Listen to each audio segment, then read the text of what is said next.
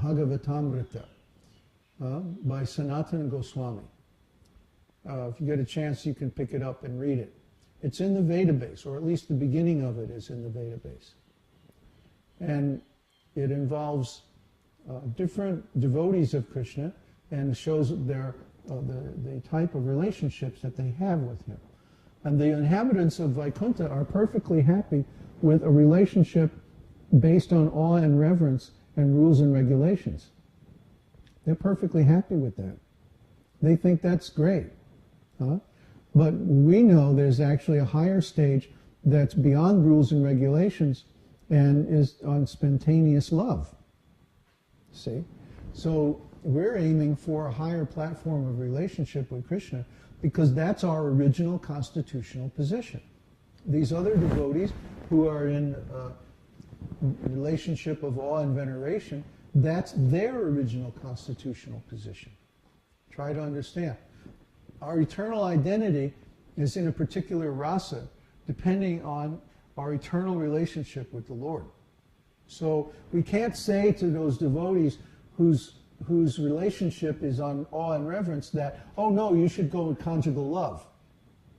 See, that would not be proper because that's their eternal nature.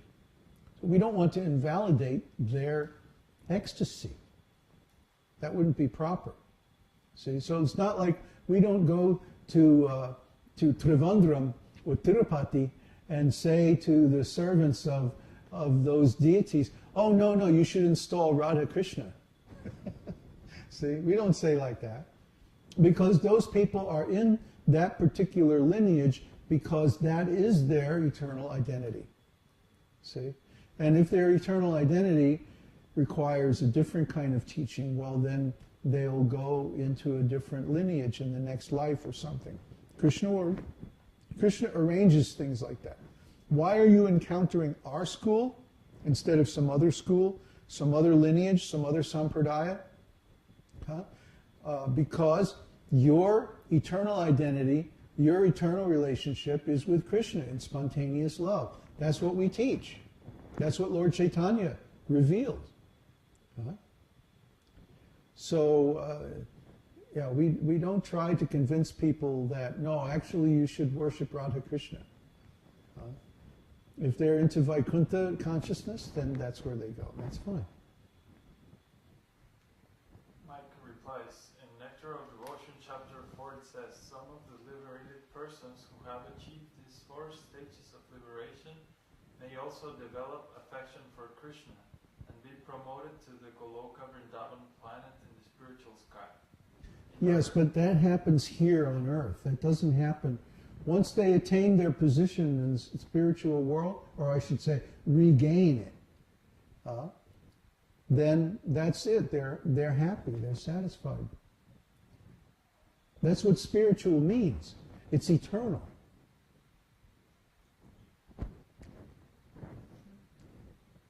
In other words, those who are already promoted to the Vaikuntha planets and who possess the 4 kinds of liberation may also sometimes develop affection for No. Krishna. Where is that stated? No. That's not what that means. I know it's a quote, but he's misinterpreting it. He's thinking that after they go to Vaikuntha, then they develop affection for Krishna. But that doesn't... Some kind of progress. No. That happens here. That happens here. Because what that would mean then is that their situation in Vaikuntha is not eternal. But that's bad philosophy. See? It's true that someone in the spiritual world can become covered over by material desire. And then they come to the material world for a while. But then we have to uncover that original relationship so that they can go back to their eternal status. Okay? That's the process of devotional service. But that doesn't mean that eternal relationship can change. It doesn't change. One can have multiple eternal relationships with the Lord in multiple forms, but that's a different topic. No? All those forms are, or all those relationships are eternal. Could we say it can expand? Maybe it could expand. Yeah. But it doesn't change.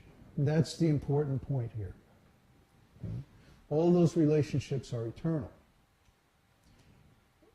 From my own experience, I can tell you it's possible to have multiple relationships with the Lord in different forms, in different abodes. But they're all eternal. They don't change. They're not subject to alterations. They're all in the same mood also? No, they can be in different moods. But I don't find any attraction to awe and reverence. I have zero attraction to awe and reverence. No, we don't. Where's that line? Okay, more question from Stephen Jennifer. Hey, haven't heard from you guys in a while. When a child has a reluctance to perform devotional service, is the best way to encourage them to lead by example and not push them to participate? Yeah, you can't push them. If you push them, and then devotional service becomes connected with some kind of discipline, that will ruin their mood. It will ruin their spontaneous attraction. We're trying to cultivate a spontaneous attraction. It's like when you build a fire. You can't make a fire burn artificially. The fire has to grow, and you have to give it the conditions that it needs to grow. So that maybe you have to blow on it, or maybe you have to put more sticks or something like that. But you can't artificially make a fire. In the same way, you can't artificially make somebody love Krishna. All you can do is give them your association. And if you have love for Krishna, then it'll naturally blossom in their hearts as well. That's a nice theory. I don't know anything about raising kids, so don't listen to me. Marino, I think I understand now why I'm having troubles with devotional service. I was trying to present this knowledge to my friends and I couldn't conquer their arguments, and I was hearing their offense. But I stayed with them and went back to material life. So what to do now? You stayed with them? What does that mean? He's hurt. Well, that's really sad. This is why we don't encourage people to preach to their family and friends. Because an interest in devotional service is a very rare quality. Usually only about 1 in 10,000 people, on the average, has an interest in spiritual life. So unless your family is very large, it's kind of doubtful that someone in your family or in your immediate circle of friends is going to be a candidate for a devotee. What you have to do, if you want to preach, is, well, we made the program on the site. You become the coordinator for, where are you at? Croatia? Or someplace. So that way, if anybody from your country comes to our site, see, we have a network that's far bigger than your network. You're much more likely to meet someone in your area who's interested in devotional service through our site than you are by going out and mixing with people. Excuse me. You might have a better result by making some forum posts on bulletin boards or forums linked to your area.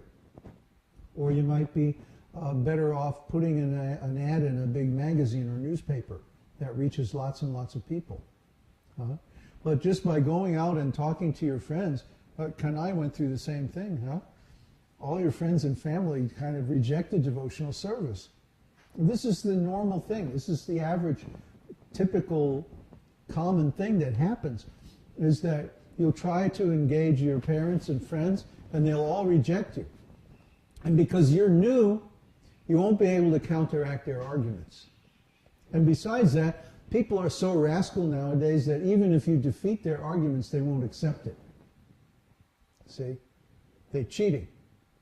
So all the people around you have the cheating mentality, and every time you present arguments, they just ignore you. So this is very discouraging. It's better not to try to make your friends into devotees. It's better to make new friends who are devotees. Huh? That's successful strategy. So yeah, if you hear offenses by your friends and your family, then that's going to impact your devotional service, of course. But the best thing to do is you cut off your relationship with those people. Even if it means becoming very alone. That's all right. That's better for hearing and chanting. More questions? Question from Elisa. In the past you have said that a devotee should